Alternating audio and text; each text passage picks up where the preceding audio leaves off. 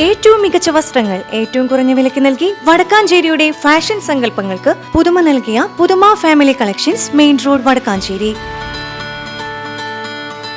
Phone number 9744335592. Varavoor Moorkkamkulangara Shivavishnu ക്ഷേത്രത്തിൽ ശ്രീമദ് ഭാഗവത സപ്താഹയജ്ഞത്തിന് തിരിതെളിഞ്ഞു.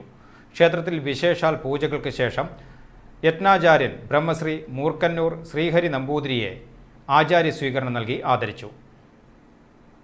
ശാന്തോപ്പിൾ ഇങ്ങനെ ഒരു കാര്യം ആദ്യമായിട്ട് എന്നോട് പറഞ്ഞത് പിന്നീട് പല തീയതികളും കടന്നു വന്നുവെങ്കിലും രാമൻ്റെ ചരിതം ലോകം മുഴുവൻ പാടിക്കൊണ്ടിരിക്കുന്ന ഈ രാമായണ മാസത്തിൻ്റെ ധന്യതയിൽ വേണം എന്ന്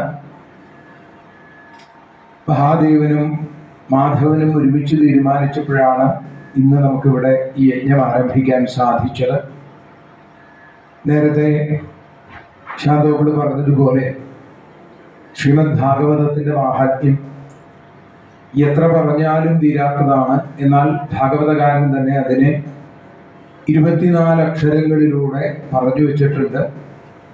ശ്രീമദ് ഭാഗവതാഖ്യോയം പ്രത്യക്ഷ കൃഷ്ണേവഹി എന്നും കൃഷ്ണസ്തു ഭഗവാൻ സ്വയം എന്നുമുള്ള 16-24 അക്ഷരങ്ങളിലൂടെ ഭാഗവതത്തിൻ്റെ മഹാത്മ്യ ഗായത്രിയായി ഇതിനെ ഭക്തന്മാർ വർണ്ണിക്കുന്നു.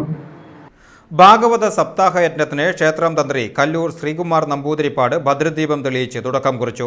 തുടർന്ന് ശ്രീമദ് ഭാഗവത മഹാത്മ്യ പാരായണവും പ്രഭാഷണവും നടന്നു.